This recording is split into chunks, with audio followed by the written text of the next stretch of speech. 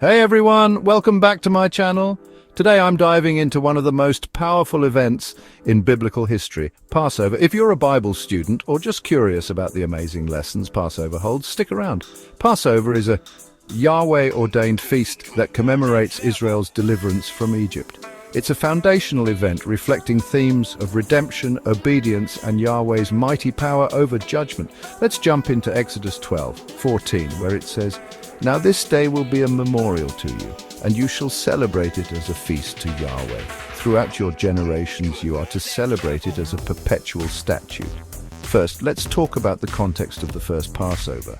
The Israelites had been enslaved in Egypt for 400 years. Yahweh sent Moses to demand their release, but Pharaoh was stubborn. After 9 devastating plagues, Yahweh announced one final judgment, the death of the firstborn. Yahweh instructed the Israelites to select a spotless lamb on the 10th day of the first month, slaughter it at twilight on the 14th day, and apply its blood to their doorposts and lintels. The angel of death would then pass over the homes marked by the blood. Exodus 12:13 tells us, "And the blood shall be a sign for you on the houses where you are, and I will see the blood and pass over you, and there shall be no plague among you to destroy you when I strike the land of Egypt." The Passover meal was a significant part of this observance. It included roasted lamb, unleavened bread, and bitter herbs, symbolizing the haste of their departure and the bitterness of slavery. Yahweh commanded that Passover be observed annually. This lasting ordinance, celebrated every year on the 14th day of the first month, includes the Feast of Unleavened Bread, which follows immediately after. It represents purity, the removal of sin, and reliance on Yahweh. Passover was also a time for Israel to educate their children about Yahweh's faithfulness and their deliverance. As Exodus 13:8 says, "And you shall tell your son on that day, it is because of what Yahweh did for me when I came out of Egypt." Moving on to Passover in the Promised Land, Israel celebrated it after crossing the Jordan. Manna ceased, and they ate from the land. During the King's era, Hezekiah and Josiah restored the celebration of Passover, emphasizing its importance in Israel's history. In the New Testament, Yahshua observed Passover with his disciples.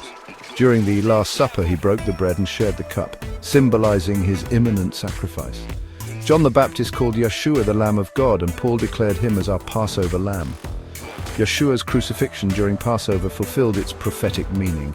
1 Corinthians 5:7 says, "For also Christ our Passover Lamb has been sacrificed."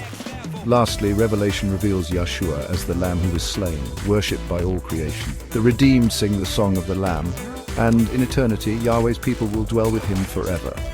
Revelation 5:9 says, "Worthy are you to take the scroll and to open its seals, for you were slain and purchased for God with your blood, people from every tribe and tongue and people and nation." So, what are the lessons from Passover? First, salvation comes through the blood. Just as Israel was spared by the Lamb's blood, we are saved through Yahshua's sacrifice. Second, obedience to Yahweh's commands is crucial. Faith in Yahshua requires action. Lastly, Passover is a call to remember. We must continually remember and proclaim Yahshua's death and resurrection. Luke 22:19 says, "This is my body which is being given for you. Do this in remembrance of me." Want to dive deeper? Get 2 weeks free of my Bible study workbook at chrisrockwell.com/free.ask. Reflect on Passover and ask yourself, have I applied the blood of Yahshua to my life? Am I walking in obedience? Do I remember and proclaim my redemption? Thanks for watching. Don't forget to subscribe for more in-depth Bible lessons. See you next time.